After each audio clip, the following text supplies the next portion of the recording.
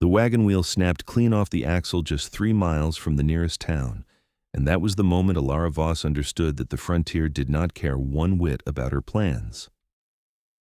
She stood in the thin October light of 1873, somewhere in the high country of Colorado Territory, staring at the wheel that lay in the frost-hardened mud like a broken promise. The Rocky Mountains rose around her in great indifferent walls, their peaks already furred with snow, the aspens along the creek bed gone gold and trembling. Her horse, a bay mare named Duchess, shifted and huffed behind her, still hitched to the tilted wagon. Elara's breath made small white clouds in the air. She was 22 years old. She was entirely alone, and somewhere ahead through the pines, smoke was rising from a chimney she could not yet see but could smell, sharp with pine resin and something that had gone cold long before it was lit. She unhitched Duchess, tied what she could carry to the saddle, and walked toward the smoke. The cabin revealed itself slowly, the way things in that country always did, as if the wilderness was reluctant to surrender its secrets. First, there was a split-rail fence, one section of it collapsed and unmended. Then, a lean-to where a mule stood in straw up to its knees. Then, the cabin itself, low and broad and built from notched pine logs so thick they might have taken a man's full arms to encircle. The roof was good, she could see that much, the shingles tight and overlapping. But the woodpile beside the door was nearly empty for this time of year, and the front step was thick with wind-blown leaves that no one had swept in weeks, maybe longer. She knocked. Nothing. She knocked again, harder, 3 solid raps that echoed off the log walls. The door opened with such sudden force that she stepped back. The man who filled the frame was enormous, broad as the door itself, wearing a flannel shirt that had been washed so many times it had gone a faded gray-blue. The sleeves rolled to his elbows despite the cold. His forearms were like knotted oak, corded with muscle and threaded with the kinds of veins that come from years of actual labor. His chest was wide, his shoulders something closer to a draft horse than a man. He was perhaps 30, perhaps a year or two more, with dark hair that had grown well past his jaw and curled at the ends, unkempt and wild, and a beard that was several weeks past what most men would consider tended. His eyes were dark brown, nearly black, and they looked at her with an expression that was not quite hostility, but was certainly not warmth. It was the look of a man who had not expected company, and was not entirely certain he wanted any. "My wagon broke," Elara said, because there was no better opening than the truth. He looked past her at Duchess, at the saddlebags and the bedroll and the carpet bag she'd tied to the saddle. He looked back at her. He said nothing. "The wheel came off the axle, about 3 miles back, maybe a little less. I need to get to Ridgeline before the first hard snow, and I cannot do it on horseback alone with everything I'm carrying." She paused. "I saw your smoke." "Everybody sees the smoke," he said. His voice was deep and rougher than gravel, as if he did not use it often enough to keep it smooth. "Is there someone in Ridgeline who could repair a wagon axle?" she asked. "Holt Dawson has a smithy. He can fix it." He started to close the door. "Could you tell me how to get there? The road forks, and I wasn't certain which branch to take." He looked at her again, that long, measuring look, and she held it without blinking. She had learned in the last 6 months of making her way west that the worst thing a woman alone could do was let men see her flinch. "Left fork," he said. "Follow it 3 miles. You'll cross a creek, there's a bridge. Town's another half-mile past that." "Thank you," she said. She turned to go, and then she stopped, because the wind came down off the mountain with a sound like a door slamming, and it carried ice in it, small, sharp crystals that hit her cheek like a slap. She turned back. "How long before the snow?" He looked up at the sky, that same sky she'd been watching all morning and reading incorrectly. "Tonight," he said. "By midnight, maybe sooner." She did the arithmetic. 3 miles on horseback in the dark with ice coming would be manageable. Duchess was steady, but her wagon, sitting in the middle of the road, was going to be buried under 2 feet of snow before morning, and everything in it, her books and her mother's table linens and the crate of medical supplies she had saved for 4 years to purchase, all of it would be ruined. She turned back a second time. "My wagon is full of things I cannot afford to lose," she said. "If the snow comes tonight, they'll be gone."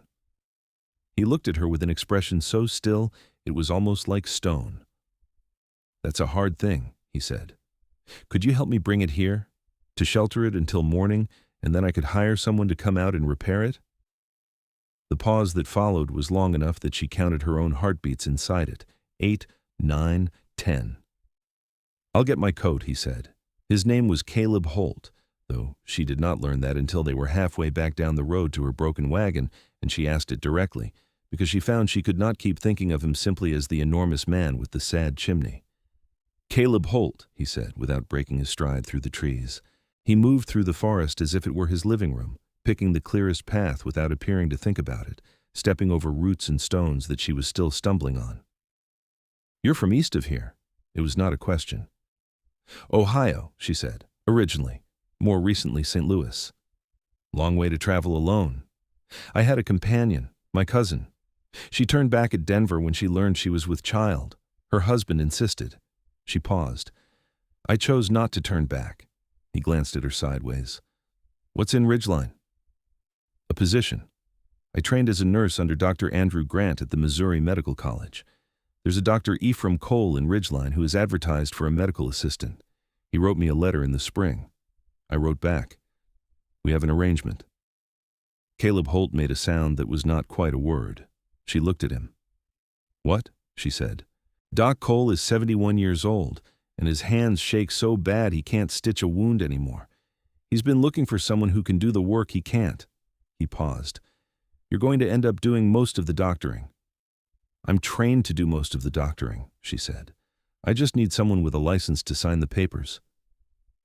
He looked at her again, and this time the look was slightly different. Still measuring, but there was something underneath it that she could not quite name. They found her wagon where she had left it, listing badly to the right, the broken wheel lying 10 feet away where it had rolled into the ditch. Together they worked in the gathering dark. He was extraordinarily strong. She had grown up on a farm. She understood what physical strength looked like in a working man, but Caleb Holt was something beyond that. He lifted the axle end of the wagon as if it were made of paper, while she wedged a log under it to keep it propped, and then he transferred load after load of her belongings onto his own broad back and started up the road. They made 4 trips in the worsening cold, and by the time they had transferred everything to his lean-to alongside the mule, the first flakes were already beginning to fall, fat and purposeful. She stood in the doorway of the lean-to, watching the snow come down, and she felt a complicated relief mixed with something else she was not ready to name. "You can have the loft," he said from behind her. "I'll sleep below." She turned. "I didn't ask to stay." "Snow's already an inch deep." She looked at it. It was. "I'll pay you for the trouble." "I don't need paying," he said, and he went inside. She stood there another moment in the cold, and then she followed him in. The inside of the cabin was not what she had expected. It was sparse, yes, and it bore the particular kind of disorder that comes not from laziness, but from a man who has stopped caring about the appearance of his own life. There were dishes stacked beside the dry sink that had been washed but not put away, a pile of mending in one corner that had been sitting long enough to gather a fine layer of dust, a shelf of books above the fireplace that were clearly read and clearly loved, their spines cracked and soft. A rifle hung above the door, well oiled. A good iron pot hung over the hearth. But the hearth itself, though it had a fire in it now, small and grudging, showed the real story. The stone around the firebox was thick with old ash, the kind that accumulates over months when a fire is lit just enough to take the worst edge off the cold, but never allowed to truly blaze. The andirons were dark with it. The hearthstone was gray-pale, dusted over, cold in spirit if not in temperature. She looked at the hearth and then she looked at him, this vast and solitary man who had mended his roof and cleaned his dishes and kept his rifle oiled and then let everything else slide slowly into a kind of gray maintenance. She recognized it, the way she recognized a patient's particular kind of hurt before they described the wound. This was a man who had lost something. She did not ask. Not that night. He made her a meal of beans and salt pork, plain and filling, and she ate it at his table without complaint and thanked him genuinely. He ate standing at the counter, which told her something. She climbed to the loft and listened to the snow deepen around the cabin and to the low, occasional creak of him moving below. And she thought about all the ways a person could be alone in a place, the ones you chose and the ones that chose you. She woke to 4 inches of snow on the ground and a cabin that smelled of nothing because the fire had gone down in the night to bare coals. She came down the ladder from the loft carefully, in the thin gray light before sunrise. She could hear his breathing from the blankets on the floor by the dead hearth. He was deeply asleep, one arm flung out, his dark hair across his face, all that enormous strength in complete abeyance, and in sleep, his expression had released whatever it held in waking, and he looked younger, and somehow more hurt. She built the fire herself. She had grown up building fires. She found the kindling in a box beside the hearth, found his small supply of split wood by the door, coaxed the coals back to life with careful breath and careful placement. When the flame caught, she sat back on her heels and looked at the hearth. In the new light she could see the ash clearly, the weeks of accumulated gray dust coating the stone, the andirons, the iron poker. She looked around, found a small brush hanging on a nail beside the fireplace, the kind that was made for this exact purpose. She began to dust the ashes from the cold hearth. It was a modest thing, a small act of housekeeping, but there was something ceremonial about it too, and she did not hurry it. She worked carefully around the new fire, brushing the pale ash from the hearthstone into a tin bucket, cleaning the andirons, sweeping out the cold debris of 1,000 careless nights. The stone beneath was a warm tan color, almost honey, and she had not expected it to be so pretty once it was cleared. She was still working when she heard him move. She looked up. He was sitting up in his blankets, watching her. His expression was entirely unreadable. "You did not need to do that," he said. "I know," she said. She kept brushing. "It's a beautiful hearthstone. The ash was covering it." He said nothing, but he did not look away. She made coffee from the provisions in her saddlebag, a luxury she always carried, and she poured him a cup and set it on the table without making a ceremony of it. He dressed behind the curtain near the back wall, and when he came out he was wearing a clean shirt, which she noted but did not acknowledge, and his hair had been pulled back with a short length of leather cord. He sat at the table and put his hands around the tin cup and looked at the fire she had built, which by now was burning with a generosity the hearth had probably not seen in months, big and bright and warm. "You built a good fire," he said. "I'm from Ohio," she reminded him. "We have winters." The ghost of something crossed his face. It was not quite a smile. It was the memory of the architecture of a smile, as if his face recalled the general shape of the thing, even if it could not quite produce it. She found it more affecting than any actual smile might have been. The snow kept coming through the morning, and neither of them had anywhere to go, and so they inhabited the same space as people do when weather forces them together, each moving around the other, with the careful consideration of strangers who were becoming, despite themselves, slightly less strange. She found his mending pile after breakfast. She did not ask. She simply sat by the window where the light was good and began. He watched her from across the room for a moment, and then he went out to feed the animals and chop wood, and she listened to the clean rhythmic crack of the axle through the window and let the work of her hands settle her thoughts. When he came back in, red-cheeked from the cold and carrying an armload of split wood, he stopped and looked at the mended stack of shirts and trousers, and he did not say anything for a long moment. "You don't have to repay me," he said. "I told you." "This isn't repayment," she said, without looking up from the seam she was finishing. "I needed something to do with my hands, and your mending pile was available." He stacked the wood beside the hearth and stood there. "Why?" he said. She glanced up. "Why what? Why did you keep going when your cousin turned back? Most women traveling alone to a Colorado mountain town in autumn, they'd take a companion's retreat as a reasonable enough excuse." She put down the sewing for a moment and thought about how to answer honestly. "Because I have spent the last 4 years in St. Louis training for something," she said. "Learning every procedure I could persuade Dr. Grant to teach me, reading every medical text I could lay my hands on, saving every coin from every shift of nursing work I did in the hospital wards. And there are plenty of places in St. Louis or back east that will take a trained nurse. But there are very few places in the world where a woman with medical knowledge can actually practice it with some degree of latitude. She paused. Dr. Cole's letter suggested he would grant me that latitude. That is not a common thing. I did not want to lose it because the weather was inconvenient. He was quiet for a moment. He will, he said, grant you latitude. Doc Cole is past fighting about things like that. He just needs the work done. She looked at him. How do you know him well enough to say that? Something closed slightly in his expression, a subtle drawing in. He set my arm 2 years ago, he said. Rockslide, I was up on the north face. He did not say more than that, and she did not push. But she noted it. A rockslide alone on a north face, far enough from town that he would have had to get himself back down with a broken arm. She looked at the lines around his eyes, the quality of the aloneness he carried, and she thought again about what he had lost. By noon, the snow had stopped and the mountains were draped in a white, so complete it hurt to look at.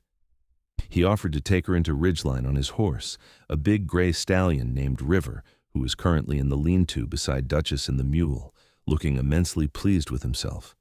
Her wagon was snowed in and would need the smith's attention, and she accepted the offer because it was practical and because she had been watching him all morning and was not ready to stop. They rode double, which was the only available option, and she sat behind him on River's broad back with her hands resting on the saddle just at his hips, not quite touching him, and she thought about the warmth of him through his coat and the straightness of his back and the way he managed the big horse with such effortless ease that the horse seemed to move, not because it was directed, but because it genuinely wanted to please him. Ridgeline emerged from the snow-draped pines like a painting of itself, small and deliberate and somehow exactly right. There was a main street of perhaps 12 buildings, false-fronted and solid, several of them still being completed. There was a general store, a blacksmith shop, a small hotel, a saloon from which piano music trickled into the cold air, a church at the far end with a wooden steeple, and tucked beside the church, a 2-room building with a painted sign above the door that read, Dr. E. Cole, Physician and Surgeon. He reined River in front of the doctor's office and helped her down, and his hands at her waist were careful and impersonal, and she was surprised by how much she noticed them. Thank you, she said, for everything. I'll send word when my wagon's repaired, and I'll see it returned to you for the sheltering of it. He nodded. He did not move to go. Caleb, she said, and it was the first time she had used his given name, and she saw him notice it. What was her name? He looked at her. The dark eyes went very still. I'm a nurse, she said, not unkindly. I've learned to read the particular way people carry grief. I'm not asking to intrude. I just thought, if you wanted to say it to someone, that's not nothing. A very long moment passed. River shifted under him, breathing clouds. May, he said at last. His voice did not break, but it did something adjacent to breaking. Her name was May. She nodded. She did not say she was sorry, because she had found that sorry, however sincere, was often the least useful thing. She said, she must have loved that cabin. He looked at her as if she had said something unexpected. She did, he said slowly. She planted a kitchen garden on the east side, said the morning light was best there. He paused. It's gone to weeds now. Gardens can come back, she said. He looked at her for another moment, that same look she still could not entirely decode. Then he touched the brim of his hat, turned River, and rode back up the road through the snow. She watched him go until the pines closed behind him, and then she turned and knocked on Dr. Cole's door. Ephraim Cole was exactly as Caleb had described him. 71, white-haired, his eyes still sharp behind spectacles that had been repaired at one arm with a piece of wire. His hands shook when he poured her tea, but his mind was quick and his knowledge was deep, and he recognized her competence within the first 20 minutes of their conversation. By the end of the hour, he had shown her the examination room, explained his patient roster, and offered her the back room of the building as living quarters with such matter-of-fact generosity that she understood this was a man who needed her more desperately than his letter had suggested. She took the position. She took the room. She began work the following morning. Over the next 2 weeks, Ridgeline learned what it had acquired. Elara moved through it with the particular directness of someone who had been underestimated too many times to bother performing uncertainty. She stitched a ranch hand's gashed forearm with clean, even sutures that Ephraim examined and pronounced the best work he'd seen in 20 years. She identified the source of the Reeves children's recurring fevers as the contaminated well behind their house, and had the father dig a new one.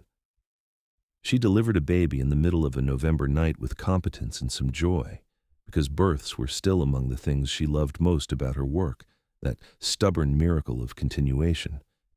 And on the third Saturday, when Holt Dawson had repaired her wagon axle with iron and craft and charged her fare, she rode out to Caleb Holt's cabin to retrieve her belongings and pay him for the sheltering of them. He was outside when she arrived, splitting wood. She stopped at the fence and watched for a moment before he noticed her. He was in his shirt sleeves despite the November cold, the flannel straining across his shoulders with each swing of the axle. She had seen strong men before, but there was something about the way he moved, the total economy of it, no wasted motion, every bit of that considerable strength directed with precision that held her attention in ways she found slightly alarming.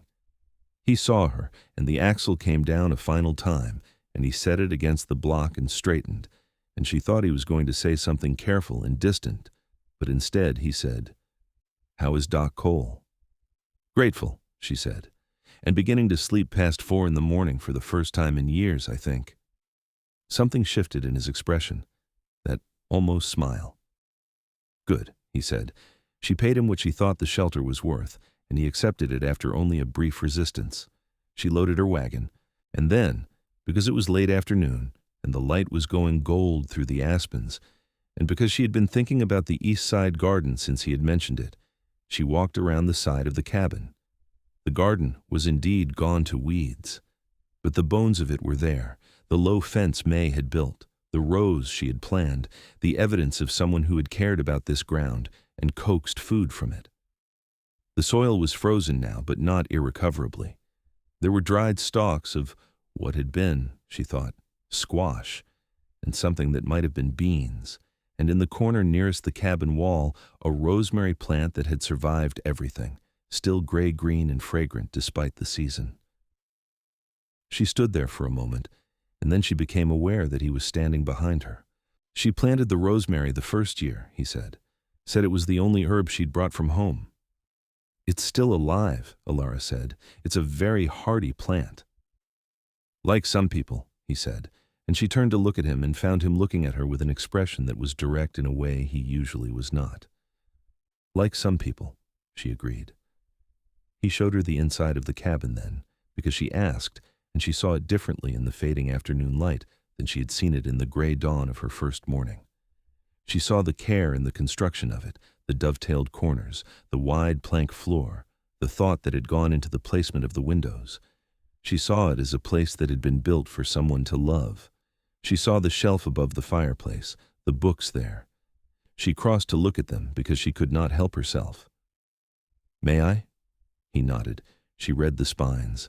There was a well-thumbed Bible, a Dickens novel, a botany text that surprised her, 2 books on surveying, and then, tucked at the end, a volume of poetry by Walt Whitman, its cover worn almost away. "Whitman," she said, looking at him. He had the grace to look faintly uncomfortable. A man at the trading post was selling his books. It was winter.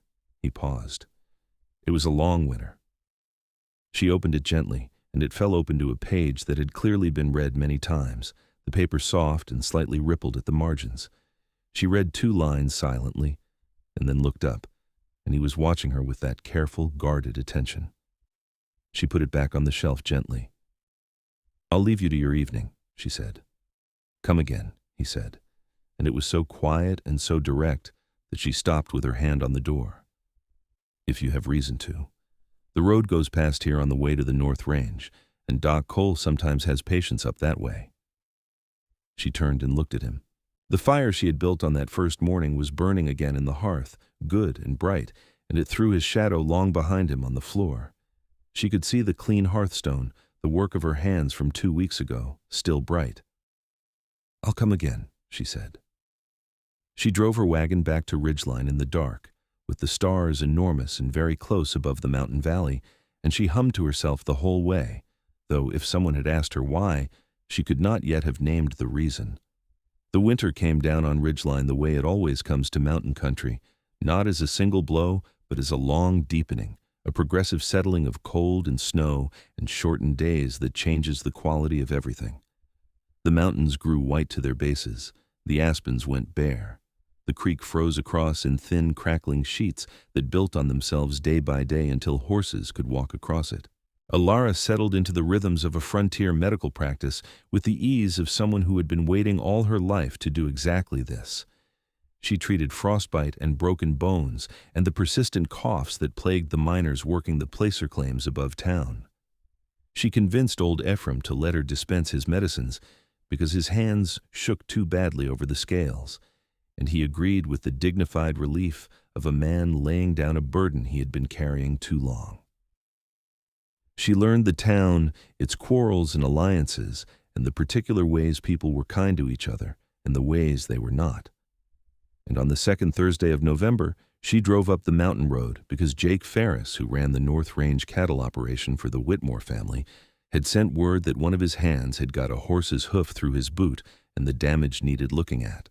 She fixed the hand's broken toes in the cold bunkhouse with the hands watching, and Jake Ferris paid her in coin and in 2 smoked hams that she accepted with genuine gratitude, and then she drove back south on the road that went past Caleb Holt's cabin. She could have kept going. She had almost decided she would, but his smoke was rising from the chimney in a thin column against the white sky, and she had in her medical bag 2 books she had finished from Ephraim's small library and thought Caleb might like to read, and these were good enough excuses. He opened the door before she had knocked, which meant he had heard her coming and watched her coming, and the acknowledgment of that sat warm in her chest. "I brought books," she said, "and if you have a pot of coffee, I would be grateful for it. It is extremely cold, and I still have 3 miles home." He stood back and let her in. The cabin was warmer than the first time. The fire built up to a fine blaze, the hearth clean. He had been working at the table with some kind of map spread across it, a surveying map by the look of it, covered in careful markings in pencil. He rolled it and set it aside to make room for the coffee cups and did not explain it. And she did not ask because she had not come to interrogate him. She had come because she wanted to sit in this room with this man and see what happened when they were in the same space without emergency as the reason for it. What happened was that they talked for 2 hours. It began cautiously, in the way of people who have been alone and have grown slightly uncertain of conversation as a tool. He asked about the medical work, and she told him about Jake Ferris's ranch hand, and about the miner with the cough she was treating, and about the baby she had delivered, a boy named William. He listened with genuine attention, the kind that felt different from politeness, and he asked questions that told her he had thought about medicine before, or at least about the particular difficulties of practicing it in mountain country. She asked about his surveying work, and the caution relaxed. He explained that he had come to Colorado Territory in 1868 with a surveying team and had stayed because he had found this piece of ground and recognized it as the place he meant to be. He had built the cabin himself, he said, which she had suspected. He ran traps in the winter for extra income, and in the summer he hired himself out to the ranches and mining operations who needed topographic work done. "You've been here 5 years," she said. 6, almost. He looked at the fire. "May came the 2nd year. We were married in Ridgeline at the church." He paused. "She died the 3rd year." She waited.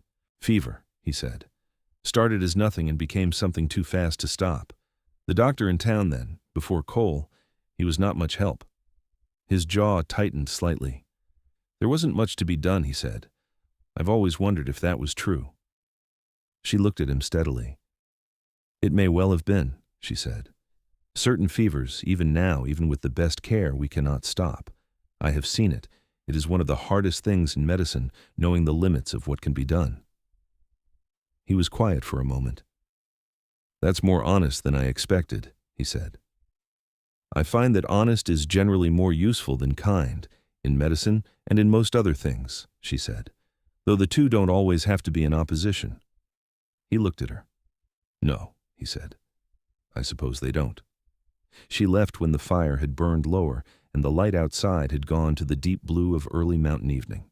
He walked her out to her wagon and helped her up onto the board, and his hand around hers was warm and very careful. Saturday, she said. I don't have patients scheduled and Ephraim rests.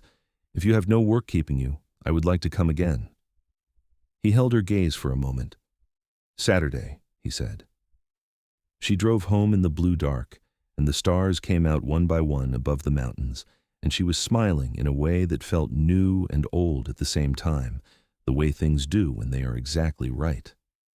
Saturday became a custom, and the custom became a thread that held the winter together.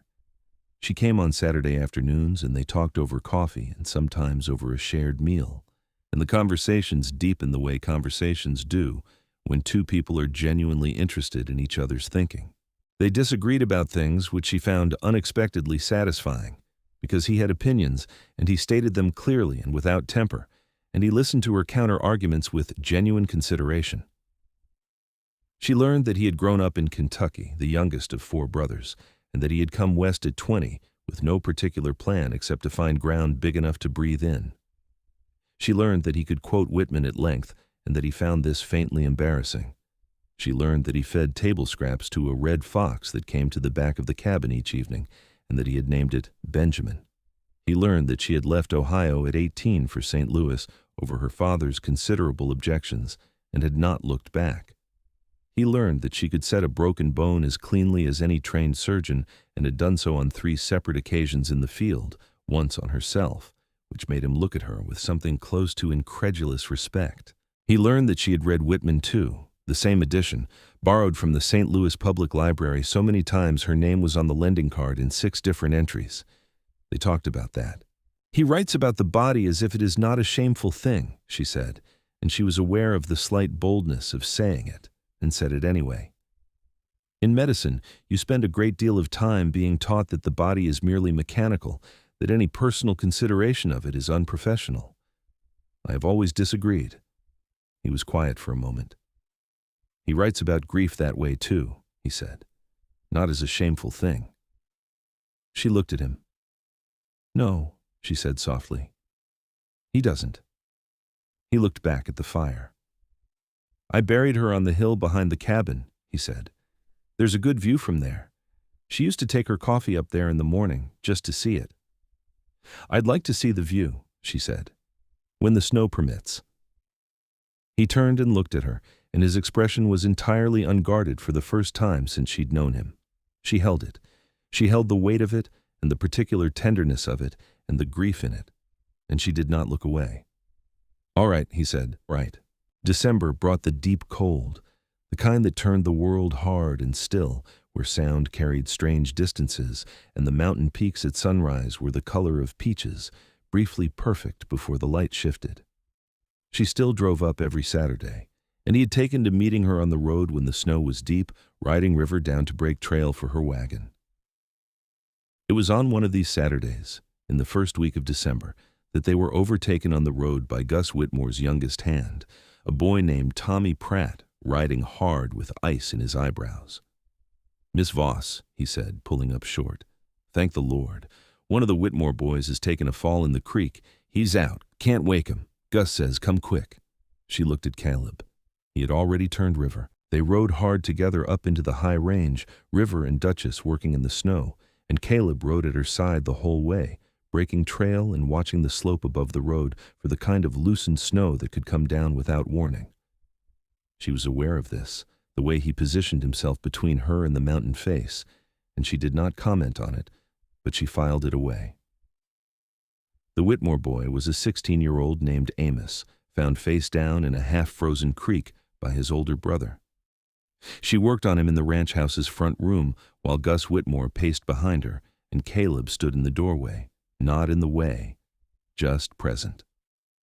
She determined that Amos had struck his head on a rock going down, and that the cold water had slowed everything enough to preserve him. He was breathing. His pupils responded. 2 hours later, when she had him stable and warm and talking, Gus Whitmore wrung her hands in both of his and wept without apology. She accepted the gratitude gracefully. Caleb drove her wagon back to town that evening, because the light was gone and the road was icy, and she sat beside him on the board, and they drove through the blue dark and companionable silence for a while. You saved that boy, he said. The cold creek saved him, she said. I just helped him the rest of the way. I watched you work. He paused. I don't think I've ever seen anyone more certain of what they were doing. She considered that. I'm often uncertain, she said. I just don't find that uncertainty helps anyone, so I set it aside until I'm done. He looked at her sideways. The moonlight on the snow was bright enough to see his expression, and it was something new, something she felt rather than named. That is a remarkable thing, he said. Caleb, she said. His name had become comfortable in her mouth over these weeks, and she said it now with a directness that was not quite the same directness as always. I need to say something, and I need you to hear it, and not make it strange, because I value what we have very much. He was very still. I am falling in love with you, she said. I thought you should know that I am aware of it, and I thought you should know because you are a man who values honesty, and so do I. The silence was long. The horses walked on through the moonlit snow, their breath making soft clouds. I've been carrying grief for 3 years, he said at last. I've been living inside it like it was the only room left in the house. He paused. I don't quite know what to do with what I feel when you're present. You don't have to do anything with it right now, she said. I just wanted to name it. He was quiet for a moment more. It scares me, he said. What I feel. I won't pretend otherwise. I know, she said. That's honest, and I respect it. I don't want to lose someone again, he said, and his voice was low and rough, stripped of its usual careful control. I know, she said again. She reached out just for a moment and put her hand over his where it held the reins, and she felt him go very still, and then, slowly, turn his hand beneath hers so that they were palm to palm. He laced his fingers through hers with enormous careful gentleness, as if she were something he was afraid of breaking, and held on. They drove the rest of the way to Ridgeline like that, hand in the moonlight, and she thought it was possibly the most romantic she had ever been in her life, which was saying something for a woman who had read a great deal of Whitman. Christmas in Ridgeline in 1873 was a modest and genuine affair. Ephraim's daughter came from Denver on the stage and fussed over him in the way of daughters everywhere, and the town put up a tree in the church and held a service that half the county attended, filling the small building with the smell of pine boughs and wood smoke, and the good warmth of people assembled against the cold. There was a small dance afterward in the hotel's ground floor, the furniture pushed back to the walls, a fiddle and a guitar. Caleb came down from the mountain for it. She saw him from across the room when she came in, and her first thought was that he had cut his hair slightly, just enough to be intentional, and her second thought was that he was wearing a shirt she had never seen before, dark flannel that fit his shoulders properly, and her third thought, rapidly subsequent to the other two, was that he was looking at her in a way that made every other thought temporarily irrelevant. He crossed the room to her. He was, as always, the largest person in the room, and people moved aside for him naturally, the way water moves around a stone. You look well, he said. So do you, she said. You shaved. I cleaned up a bit, he said, with the same faint defensive dignity with which he had explained about the Whitman. I like it, she said, because she did. He asked her to dance with a formality that was so carefully executed that she understood he had thought about it, and she accepted with a warmth that she hoped communicated that she had thought about it too. He danced the way he did everything with more competence than he would have liked to advertise, and he held her with the same careful, large-handed gentleness he had used to hold her hand in the wagon, as if she were something valuable, and he was still deciding if he had the right to hold her. She looked up at him during the second dance, because the fiddle had slowed and the dancers had thinned, and they were turning slowly on a worn patch of floor with her hand in his and his hand warm at the small of her back.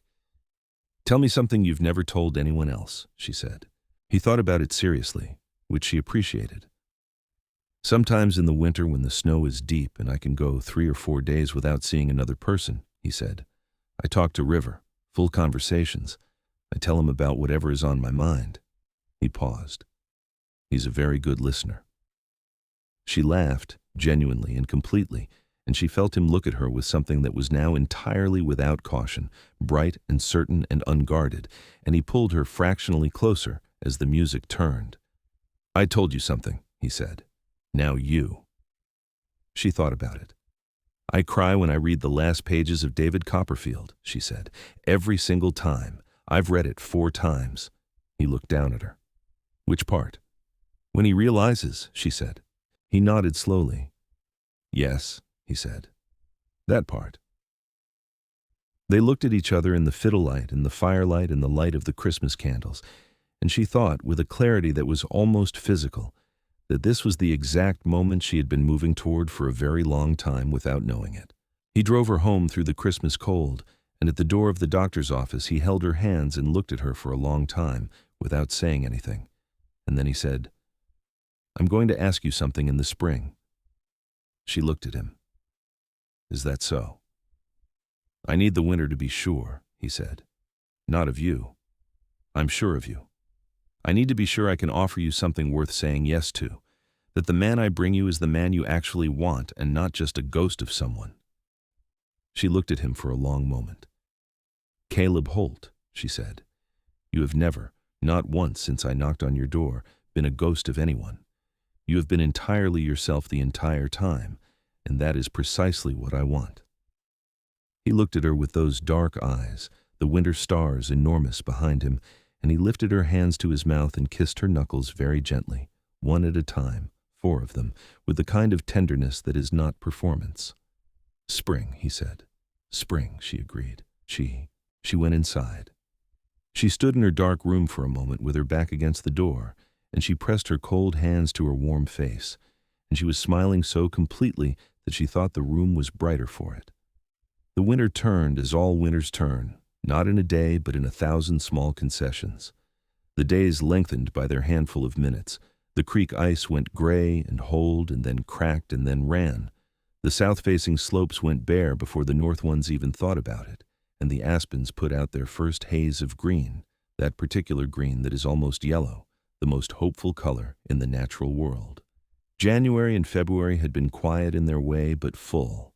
She had delivered 2 more babies, both boys, and treated a range of mountain country ailments with the growing confidence of a practitioner who was finding the particular shape of her practice. She and Caleb had spent every Saturday together through the deep cold, and the Saturdays had started to expand, to include Friday evenings when she drove up before dark and stayed to supper, to Sunday mornings when he came down to Ridgeline and sat in the back of Ephraim's church with the particular upright stillness of a man who is there for reasons slightly adjacent to theology. She had found May's garden again in February, under the snow, and she had asked Caleb if she could order seeds with the spring supply wagon. He had looked at her for a moment with something in his face that was complicated and true. "Yes," he said. "I'd like that." She had sat with that yes for the entire ride home, and it had felt like something important, like a door opening from the inside. March came warm, as March in Colorado sometimes does, and with the warmth came a man on a horse who was not from anywhere near Ridgeline. He rode in on a Tuesday, a broad-shouldered man with a badge from Pueblo and a piece of paper that said he was looking for one Josiah Crane, wanted for stage robbery and assault in 3 counties. He showed the paper around town and eventually came to Elara's office because she was one of the more recently arrived and he was being thorough. She did not know Josiah Crane and said so. But as she described the man she didn't know, she noticed Tommy Pratt, Whitmore's hand, standing very still in the doorway behind the deputy, and she noticed the way Tommy's jaw went tight, and she thought about that. She said nothing to the deputy, but that evening she rode up to Caleb's cabin and told him what she had noticed, and he listened with his full attention. And the next morning, he rode down to the deputy's stopping place at the hotel and told him quietly what Tommy Pratt's still jaw might have meant. She did not know the outcome, not precisely, only that the deputy left Ridgeline 2 days later with a man in cuffs who was not Tommy Pratt, who was a drifter who had stopped at the Whitmore Ranch the previous week and whose face matched the description on the paper. Tommy Pratt came by the doctor's office 2 days after that with a jar of his mother's preserved peaches and left them on the step without knocking, and she understood that as its own kind of gratitude. Caleb, for his part, said only that the deputy had been grateful for the direction. She noticed that he had handled it with the same economy of effort he applied to everything, getting the right result without making a performance of himself, and she loved him for it in a way that was new and additional to all the other ways she had been accumulating. April in the mountains was mud and green, and the particular chaos of everything trying to come back at once. The creek was high with snowmelt and loud. She could hear it from the road a quarter-mile away on her drives up to the cabin. The south meadow beside Caleb's split-rail fence was full of columbines, blue and white, growing as if they had been planted by someone who had thought carefully about color. She brought her seeds in April, and they planted them on the east side of the cabin in the ground that Caleb had turned with a spade through the long winter-thaw weeks. He worked beside her in the garden in his shirt-sleeves, and she was struck again and again by the combination of his great physical strength and the care with which he applied it, the enormous hands that could set a fence post in 3 blows or split a cord of wood in an afternoon, being equally willing to press a tiny seed into the earth with a single careful fingertip. "What did May grow here?" she asked. He looked at the ground. "Beans," he said. "Squash. Sunflowers, she liked them. She grew them all along the fence." He paused. "I put your seeds in among them, if that's all right." She looked at him. "Of course it's all right." She paused. "Caleb, it's all right." He met her eyes, and she saw, as she sometimes did, the grief there, the old ache that had not gone away and would not go away, because love that deep does not become nothing. She had made her peace with that. She understood that loving Caleb meant making room for May, not competing with her memory, but existing alongside it, as the rosemary existed alongside the new seeds she had pressed into the same earth. "She would have liked you," he said. "She would have liked that you argued with me." The ghost of the smile. "She never let me get away with anything either." "Smart woman," Elara said. "She was," he said, simply and truthfully. They finished the planting and sat on the back step together with coffee while the evening came, and the mountains went pink and then purple, and the valley below filled with the particular soft blue-purple shadow that is one of the most beautiful things in the natural world, if you are lucky enough to be in a mountain valley at the end of an April day. She leaned against his shoulder. It was the first time she had done it, and she felt him breathe in and then settle, and his arm came around her with that same enormous, careful tenderness. "Spring," she said softly. "Yes," he said. She waited. "Elara Voss," he said. He said it in that low, deep voice that she had come to think of as the sound of her own name, the correct version of it. "I want to ask you something." "I know," she said. "I want to ask you to marry me," he said. "I want to ask you to be here, in this house, and to let it be yours as much as mine. I want to ask you to let me drive you to your patients in the winter and carry your cases and fight with you about Whitman and sit in the back of Ephraim's church where the bench is cold and the view is bad." He paused. "I want to ask you if you will stay." She turned to look up at him. He was looking down at her with everything in his face at once, the love and the fear and the grief and the hope, no part of it hidden, all of it entirely his. "Yes," she said, "I will absolutely stay." He cupped her face in both hands, those huge, warm hands, and kissed her with the kind of gentleness that is not tentativeness, the gentleness of a person who understands that careful and strong are not opposites, and she put her hands against his chest and felt the strength of him and kissed him back with everything she had. The columbines were open all around them in the April evening, and somewhere below the cabin the creek was running high and fast with all the winter's collected water finally let loose, and the mountains above them were still white at their peaks, but green at their feet, and everything was coming back, as everything does, given enough warmth and time. They were married in June. Ephraim Cole, who had become in the preceding month something between a colleague and a grandfather, performed the paperwork and stood up for Caleb with a dignity that cost him nothing, because he was genuinely delighted. The ceremony was held in the church, the proper small church at the end of Main Street, in the morning, so the mountain light would come through the east windows at an angle that turned the pale wood walls to gold. Half of Ridgeline came, which was most of Ridgeline, because everyone knew Elara by then, and most of them had at some point been patched up or comforted by her, and they wanted to see her happy.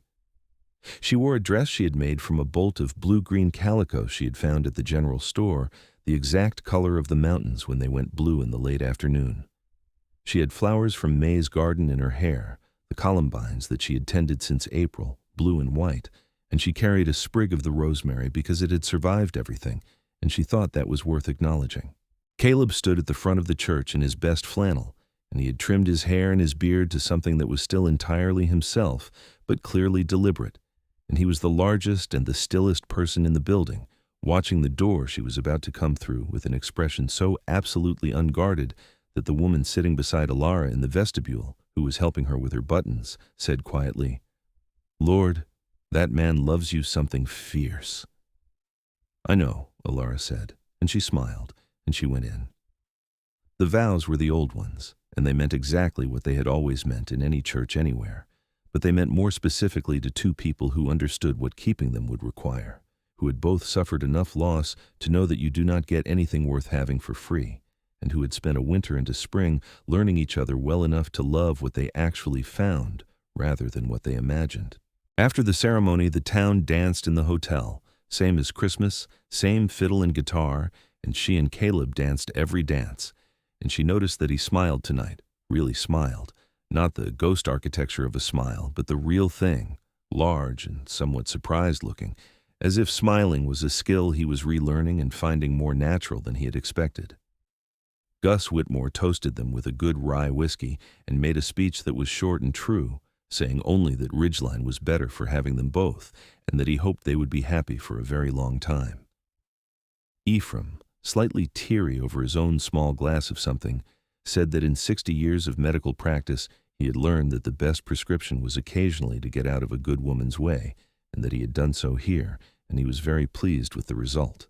They drove home to the cabin in the June dark, just the two of them, with the summer stars very bright and very close, and the whole mountain valley breathing around them, and she sat beside him on the board and leaned against his shoulder, and he turned and kissed the top of her head, and she thought about how extraordinary it was that the broken axle had been exactly where it needed to be.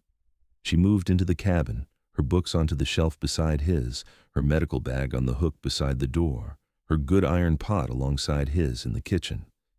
She brought order with her, not the order of rigid neatness, but the order of a person who knows where things need to be and puts them there, and the cabin responded to it the way a cared-for thing always does, by revealing its best qualities. She polished the hearthstone until it glowed. She hung curtains in the windows, red calico, because she liked the light they made. She organized his surveying maps by range so he could find them without spending 20 minutes lifting corners. He watched all of this with a particular expression she had learned to read, amused and moved at once, and he said nothing except that the curtains were good and the map system was better than what he had. She kept the medical practice, of course.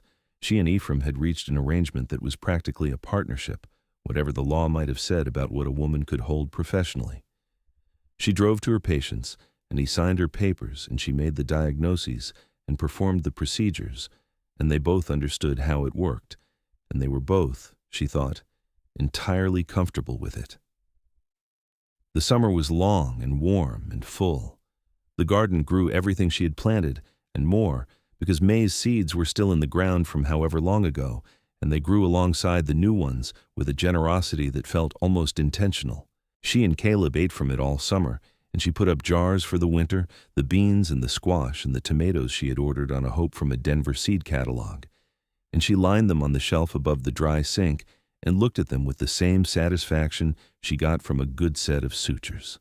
On an evening in late July, after supper, she was sitting on the back step watching the sunset with a cup of coffee when he came and sat beside her and took her hand.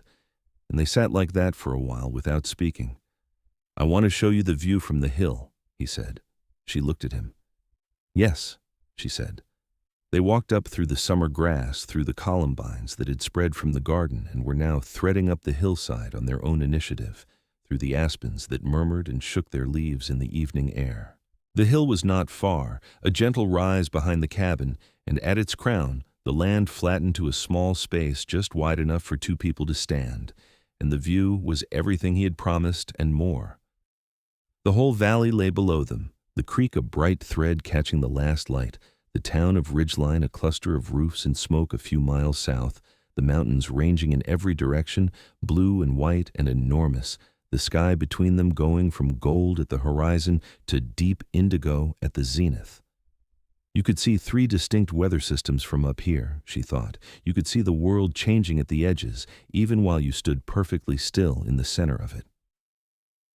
There was a small wooden marker at the summit of the hill, simple, carved from a piece of pine, with a name and a date. May Holt, 1844 to 1871. She stood in front of it for a moment. Then, she laid the sprig of rosemary she had brought on the ground at its base. Caleb stood beside her, and he was silent for a moment, and then he let out a slow breath that seemed to contain a great deal of things he had been carrying. "Thank you," he said. It was not clear whether he was speaking to her or to May or to the evening, and she thought it might be all 3. She took his hand. They stood together on the hill with the whole world going gold around them, and the mountain wind came up warm and sweet from the valley, and she felt it in her hair and on her face, and she thought about warmth, how it returns, how it always finds its way back into the places that have gone cold. He turned to her and looked at her for a long moment in the last light. "I did not know," he said, "that I was still capable of this." "Of what?" she said softly. He gestured at her, at the valley, at the world. "Any of it," he said. She smiled at him. "You were always capable," she said. "You just needed the ash cleared away." He looked at her for a long moment, and then he laughed, a full, real sound that she had been working toward since October, and he pulled her against his chest and held her there in the warm summer evening, his arms around her, her face against the flannel of his shirt, the mountains all around them, and May's view exactly what she had always said it was. Fall came again, and she marked its coming with the particular awareness of someone for whom 1 year ago meant something specific. She drove the road that had broken her axle and found it perfectly ordinary, wide and well-maintained, nothing of significance to anyone else, everything of significance to her. The aspens were golden again, the same gold as last October, and the mountains above them were gathering their first snow at the peaks. She was pregnant. She had known it since August, known it with the certainty of someone who both understood her own body and understood medicine, and she had taken some weeks simply sitting with the knowledge before she told Caleb, not from uncertainty but from the desire to have it be hers alone for a moment before it became theirs together. She told him on a Tuesday evening at the kitchen table after supper, in exactly the same direct way she had told him she was falling in love with him, because she had found that directness was the most loving language she knew. He went completely still. She waited. He looked at her for a long time, and she watched the emotions cross his face in sequence, the shock and the joy and the fear, and beneath them both, emerging slowly through the others, something she had no other word for than wonder. "When?" he said. "March," she said. "Early March, I think." He reached across the table and took both her hands in both of his, and held them, and did not say anything for a long moment, and she could see that he was making some internal accounting that she understood, measuring grief and fear and love and hope against each other, and she did not hurry him. "Are you well?" he said. "Entirely," she said. "I feel perfectly fine. I will have the advantage of knowing exactly what is happening when it happens, which I think will help." He looked at her. "You're not worried." "I'm choosing not to be worried yet," she said. "There is time for worry if something requires it. Right now everything is fine, and I intend to treat it as such." He nodded slowly. "All right," he said, and then more quietly, "I'm going to take very good care of you." "I know," she said. She squeezed his hands. "I know you are." The look he gave her then was something that did not have a simple name. It was love, and it was resolve, and it was the look of a man who has found the thing he is for. He did take very good care of her. He took care of her in practical ways, cutting the winter's firewood early so it would be fully seasoned by March, purchasing a better iron stove for the bedroom so the room would be evenly warm. He took care of her in smaller ways, appearing at the door of the doctor's office on cold mornings with hot coffee when she had early patients, shortening the woodpile so she did not have to lift as high. He was not anxious about it in a smothering way, because she would not have permitted that, and he knew her well enough not to attempt it. He was attentive in the way of someone who has identified a job and intends to do it well. She kept working through the winter. She delivered 3 babies and set 2 broken arms and treated the usual run of mountain ailments, And she brought Ephraim into her confidence about her own condition in December, and he examined her with his careful old hands and confirmed that everything was exactly as it should be. "You'll want to ease up by February," he said. "We'll see," she said. He looked at her over his spectacles with the expression of a man who has known her long enough to know precisely how much that means. "We'll see," he agreed. Winter settled around the cabin, deep and white and absolute. But it was different this winter from last. The fire in the hearth burned full and steady every day. The woodpile was stacked to the eaves. The shelves were lined with the summer's preserved jars. The red curtains made the light warm in every room. She came home from her rounds to a cabin that was heated and bright, and he was always there, large and solid and entirely real. And she thought about that first morning when she had come down and found the fire cold and built it again. And she thought about how strange and right it was, the whole path from there to here. They talked about names in the long winter evenings by the fire. He sat with a book, and she sat with her mending, and they talked in the easy way of people who have run out of things to keep back, who say whatever comes to mind because there is no longer any reason not to. "If it is a son," she said one evening. "Thomas," he said, as if he had had it ready. "My father's name." She considered it. "Thomas Holt," she said. "I like it." He looked at her. "And if it's a daughter?" She thought for a moment. "Clara," she said. "My mother's name." He nodded.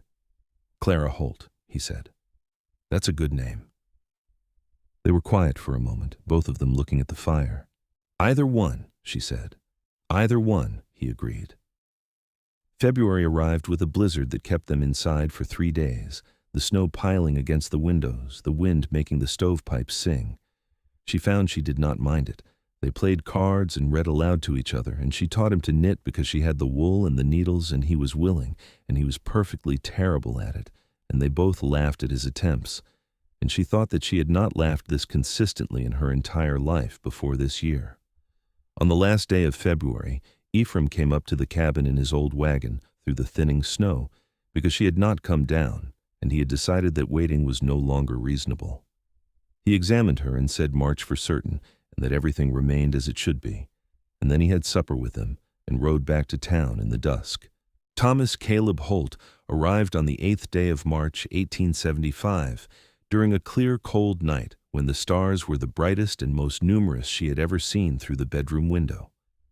Caleb was there for all of it, which in 1875 in a mountain cabin was not the usual arrangement, because she had told him plainly that she wanted him there and that she would not be argued with on the point. He was there, holding her hand when she needed it and staying out of her way when she didn't. And he was large and calm, and she held onto his forearm during the worst of it with both hands, and she thought, through everything else she was thinking, that she was very glad for the particular kind of strength he had. Thomas came into the world hollering, which Elara took as an excellent sign, and she held him herself within the first minute of his life because she was a nurse, and she knew what the first minute was for. He was small and red and furious and entirely heartbreakingly perfect. She looked up at Caleb. He was looking at the baby with an expression she had never seen on a human face before. It was beyond the vocabulary of ordinary description. It was the face of someone who has been given back something they believed was gone forever, and finding it larger and more real than memory. He was crying, silently, wholly, without any attempt to suppress it. She had not seen him cry before.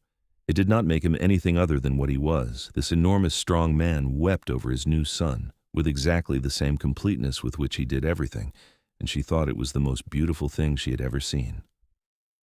"Thomas," he said. His voice was wrecked in the best way. "Thomas," she confirmed.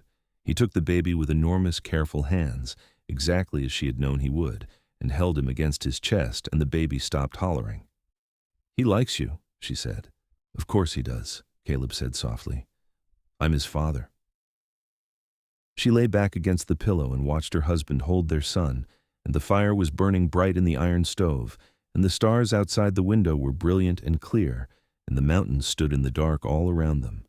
And she thought about axles and cold hearths and seeds in winter ground and the ways that warmth finds its way back into the world.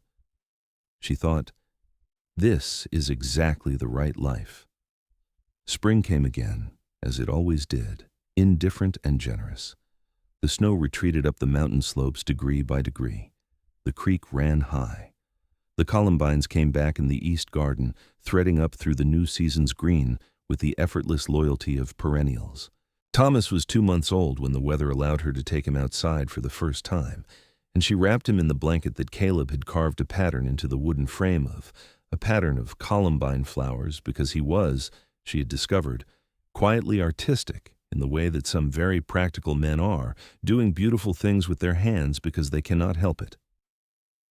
She sat on the back step in the April sun with Thomas, and he blinked at the enormous world with the particularly serious expression of very new people confronting very large things. Caleb came and sat beside her, and he looked at his son looking at the mountains, and he reached around her and put his arm around her shoulders, and she leaned into him, and Thomas continued to regard the mountains with his father's dark eyes and his mother's fine-boned nose, and a mouth that was entirely his own, a small, perfect mouth pursed in permanent inquiry. "The garden wants tending," she said. "I'll do the heavy turning," he said. "You'll tell me what goes where." "We should extend it this year," she said. "Another row on the south side. Thomas will eat a great deal in another 2 years." Caleb looked at her sideways. "You're planning his meals for when he's 2. "I'm planning the garden," she said. "He will eat what the garden grows. It is not complicated." He laughed, that full, real laugh that still caught her slightly off guard because she still found it new and wonderful every time. Thomas looked up at the sound, startled, and then his tiny face rearranged itself into something that was the first, early attempt at a smile. Caleb saw it. He went very still. And then he gently took his son from her arms and held him up and looked at him face to face, eye to eye, this enormous man and this very small boy. And the look on his face was the same that had been there in the first minute of Thomas's life, that expression beyond vocabulary. "There you are," Caleb said softly. "Hello?" Thomas offered his tentative practicing smile again, and Caleb's face broke open entirely. Elara watched them, these 2 people she loved most in the world, and she thought about the cold hearth on the morning she had come down the loft ladder to find him asleep, and the ash she had dusted away, and the hearthstone beneath it, the color of honey, warm and entirely there all along, waiting. She thought about warmth. She had been taught in her training to think of the body's warmth as a clinical measurement, a number on a scale with meaning in terms of normal and abnormal, too high or too low, fever or hypothermia. But she had also learned, in the years since, that warmth was more than temperature. It was what you offered when you built someone else's fire. It was what you made when you cleared away the accumulation of cold and sorrow and time. It was what happened between 2 people when they were honest enough and brave enough and present enough to let each other in. She thought about the cabin, which was her home now in the most complete sense of that word. She thought about the hearthstone clean beneath the fire, the garden growing in maize ground, the shelf of books that were both of theirs, the red curtains she had hung, the carved cradle in the bedroom. She thought about all the ways a life can be built from a broken axle and a knocked door and an honest conversation and a very long winter of coffee and Saturdays and a man who quoted Whitman and fed a fox named Benjamin. She thought, warmth returns. It always returns. You need only make a place for it. The rest of the spring came quickly and full. Ephraim's daughter, who had extended her stay from her original 2 weeks to something considerably longer when she recognized how much her father relied on Elara's presence, began sitting in on the more straightforward patient visits and proved to have a steady hand and an acute eye. Her name was Margaret, she was 34, and she and Elara took to each other with the pragmatic affection of 2 practical women who understand each other immediately. Ephraim, watching them work together on a Thursday morning, said it was the best thing he had arranged in 20 years and took the credit with serenity. Summer arrived green and warm and busy. She saw her patient roster grow because word in mountain country travels on a reliable circuit of ranch hands and supply wagons, and her reputation had preceded her well into the surrounding ranges. A ranching family named Calloway came in from 12 miles out with a child who had been ill for weeks, and she diagnosed the problem, treated it, and sent them home with instructions, and the father shook her hand with both of his and said there was nothing they could do to thank her, and she told him the thanks were simply to get the child well and keep the instructions she had given, and to send word if anything changed. Caleb took on a large surveying commission in July from a mining operation that was expanding into the North Range. He was gone for 5 days at a stretch, which she minded in the specific way of someone who has grown fully accustomed to a presence and finds its absence notable. He came back from the first stint with a sunburned face and 4 days' worth of stubble and a look of enormous satisfaction that told her the work had gone well. And he came through the door and went straight to the cradle where Thomas was sleeping and stood there for a long moment looking at him.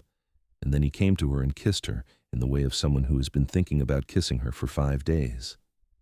"Hello," she said when he had finished. "Hello," he said. He was still holding her. "How is the North Range?"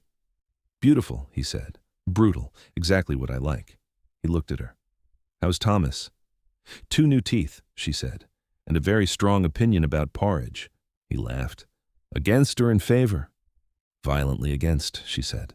He went to the cradle, and Thomas woke and saw him, and the practicing smile had by now become the real thing, a wide and entirely delighted smile at the sight of his father, and Caleb picked him up and swung him gently and said something to him in a low voice that she did not catch and did not need to. August faded into September, and September turned the aspens gold again, and she stood one morning in the garden with Thomas on her hip, the two of them looking at the last of the summer's growth, and she thought about the year that had passed since she had come to Caleb's door with a broken wagon and a direct manner and a saddlebag full of medical supplies and hope. She thought about the woman who had knocked on that door, 22 and certain, and also, in ways she had not quite admitted to herself, lonely in the particular way of people who are very capable but have not yet found the place where their capability is met with something equal. She thought about what she had found here, not just love, though love was the large central thing, but a life that fit her exactly, that used every part of what she was, the skill and the stubbornness and the honesty and the warmth and the willingness to dust the ash from cold things and see what was underneath. She lifted Thomas up and looked at him, and he looked back at her with his father's dark eyes and his morning surprised expression. "You're going to love the aspens in October," she told him. "They are the most extraordinary thing." He reached out and patted her cheek with a fat and deliberate hand. "Exactly right," she said. She heard Caleb coming across the yard behind her, his heavy step familiar as her own heartbeat, and she turned. He was carrying coffee, 2 cups, having apparently developed over the last months the habit of knowing when she needed it. He was in his shirt sleeves in the September cool, and his hair was longer again from the summer, the way it always grew between his intentions to trim it, and he looked exactly like himself, which was to say, he looked like the finest thing she had ever seen. He gave her the coffee and took Thomas, settling the boy against his chest with the ease of someone for whom this was now the most natural motion in the world. They stood together in the garden in the September morning, and the mountains were coming into their autumn colors, and the rosemary was still there in the corner, gray-green and fragrant and enduring. Ephraim retired in the following spring of 1876, handing his practice formally to Elara and Margaret as partners, which was an arrangement of highly questionable legality by the standards of the Colorado Territory, but of which no one in Ridgeline made the slightest complaint, because the town by that point had been too well served by the two of them to object to the paperwork. He moved in with Margaret, who had made Ridgeline her permanent home, and he came to the office 3 mornings a week to sign things and talk medicine and accept the endless cups of coffee that the town seemed to feel was appropriate compensation for consulting. Thomas walked at 11 months and talked at 14, which Caleb claimed was nothing to do with him, and Elara claimed was entirely to do with his mother's commitment to long conversations. The boy took after both of them in ways that were visible and in ways that were not, being large-framed and dark-eyed like his father and precise and direct like his mother, and he had his father's quality of stillness and his mother's quality of noticing everything. Caleb's surveying business grew with the territory. The mining operations were expanding, the ranches were consolidating, and a man who could read the mountain topography with the accuracy and the speed he brought to it was in constant demand. He hired a young man named Eli Farrow to assist him in the summers, a serious and capable 19-year-old from a Kansas farming family who reminded Elara in his directness of her husband at that age, insofar as she could imagine him, and whom Caleb trained with the quiet thoroughness he brought to things he considered worth doing properly. It was a life. It was, she thought often, a very specific life, one that had been assembled from unlikely materials in unlikely weather and had turned out to be exactly right. On the second anniversary of their wedding, in June of 1876, Caleb took her back up to the hill behind the cabin, the hill with May's marker, and they sat together on the grass while Thomas slept below in his cradle, audible through the open window, and the valley went gold with the long evening light. "I have been thinking," he said. She waited. "I want to put a bench up here," he said. "Something permanent, somewhere to sit with the view." She looked at him. "A bench on the hill." "For May," he said, "and for us, and for Thomas, for whoever needs it."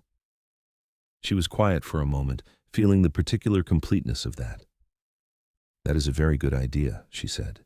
He had made the bench by August, because when Caleb Holt decided a thing should be made, he made it with a thoroughness that precluded delay. It was pine, well joined, with a back carved with that pattern of his, columbine flowers, the same as on Thomas's cradle. He carried it up to the hill and set it in the ground with deep posts so the wind could not take it. She came up alone one morning in late August and sat on it, and looked at the view that May had loved, and she looked at the small wooden marker, and she thought about all the things that are possible when sorrow is not denied, but made room for, when the cold is not simply endured, but cleared away, when the person you have become is offered to the person beside you without pretense or reservation. She thought, May would have liked the bench. She thought, May would have liked all of this. She sat for a long time in the August sun, and the valley breathed below her, and the mountains rose around her, and everything she loved was within the sound of her voice, and she felt the warmth of it in her chest like a fire well-built, steady and generous and entirely enduringly real. When she came down from the hill, Thomas had escaped his cradle, which he had recently discovered he could do by applying his whole body weight to one side in a specific motion, and was sitting in the garden eating dirt with the philosophical calm of a 9-month-old on an investigative mission. Caleb was sitting 3 feet away, watching him with the expression of someone who has decided that the most honest response to this situation is to let it play out and see what the boy concludes on his own. She stopped in the garden gate and looked at them, her husband and her son, the enormous man and the small, determined boy, both of them entirely at home in this ground. "He's eating the garden," she said. "He appears to be sampling it," Caleb said. "There's a distinction." Thomas looked up and saw her and offered his widest, dirtiest smile. She crossed the garden and picked him up and held him against her shoulder, dirt and all, and she looked at Caleb over the baby's head, and he looked back at her, and everything between them was said in that look, the whole year and the year before it, and all the years that were still ahead of them, long and unknown and full. She thought about the hearth. She thought about the ash she had cleared away on that first cold morning, the brush in her hand, and the fire catching, and the hearthstone coming clean beneath, warm-colored and entirely beautiful, waiting for exactly what a hearth is for. She thought about warmth. She thought about how it comes back. She kissed Thomas's dirty cheek and walked up to the step and sat down in the September sun, and Caleb came and sat beside her and put his arm around her shoulders, and Thomas put both hands flat on Caleb's chest and looked up at him with the complete and unconditional devotion of the very young. The mountains were turning toward autumn again. The aspens were going gold at the edges.